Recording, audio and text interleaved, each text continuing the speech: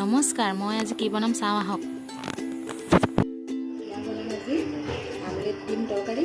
মই আলু লৈছোঁ, এটা ডাঙৰ চাইজৰ টুকুৰা টুকুৰা মই বইল কৰিছোঁ। ডিম লৈছোঁ 4টা, 2টা কেঁচা জলকীয়া আৰু সৰু সৰু পিঁয়াজ কাটি লৈছোঁ। আৰু এয়া লৈছোঁ এটা বিলাহী আৰু এটা পিঁয়াজ। এইখিনি মই মিক্সিত পিচি ল'ম। চাওঁ আহক মই কেনেদৰে বনাম। মই এইটো কলমিল ভাঙি ল'লোঁ, সোৱাদ অনুযায়ী নিমখ দিছোঁ, কেঁচা জলকীয়া, পিঁয়াজখিনি মই দি দিছোঁ। মই ভালদৰে ফেটি লৈছোঁ। মই এতিয়া এটা আমলেট বনাই ল'ম। আহক, মই আমলেটটো দি দিছোঁ।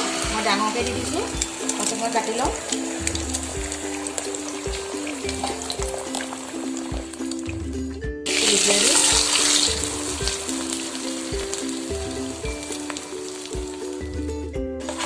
মাজে মাজে ঢালি লৈছোঁ আৰু এনেকৈ ভাগ ভাগ কৰি ল'লোঁ। মোৰ আমলেট হৈ গ'ল।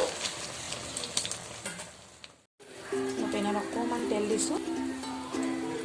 তেলখিনি গৰম হ'বলৈ দিওঁ। মোৰ তেল গৰম হৈ গ'ল। আলুকেইটা ফ্ৰাই কৰি লওঁ।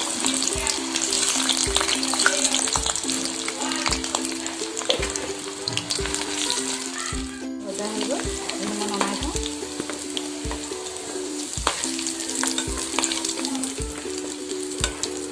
এতিয়া মই দিম গোটা জিৰা,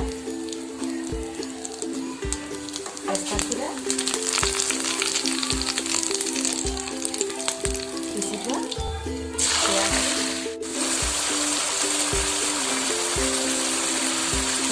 নিমখ, ভালদৰে মই ভাজি দিছোঁ।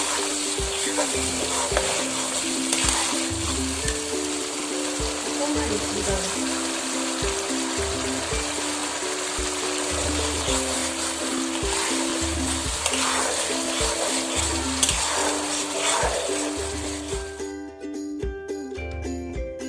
ভাঙি দিম। আপোনালোকে ভাল লাগিলে ভাঙি দিব, নাভাঙিলেও একো নাই।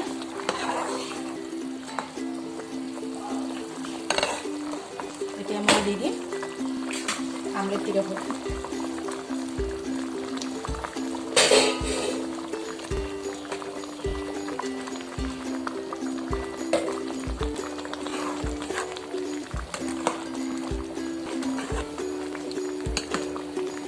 এতিয়া ইয়াৰ ওপৰত গৰম মছলা।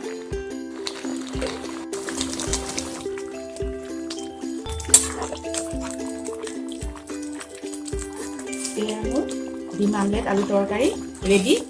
যদি আপোনালোকৰ এই ৰেচিপিটো ভাল লাগে, লাইক আৰু শ্বেয়াৰ কৰিব। নমস্কাৰ।